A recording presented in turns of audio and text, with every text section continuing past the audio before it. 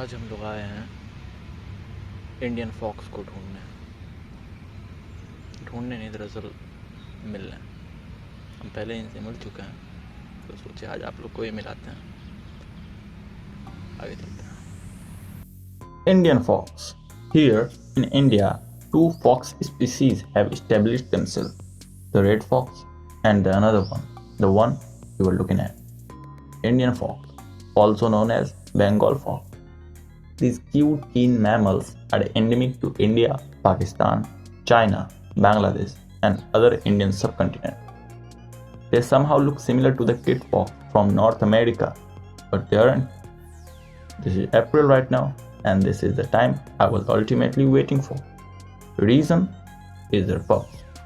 The breeding season of them is finished in Jan, and now the pups are grown enough to play around.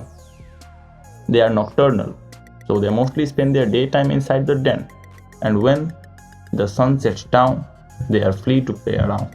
And look how astonishing this creature is. Oh god.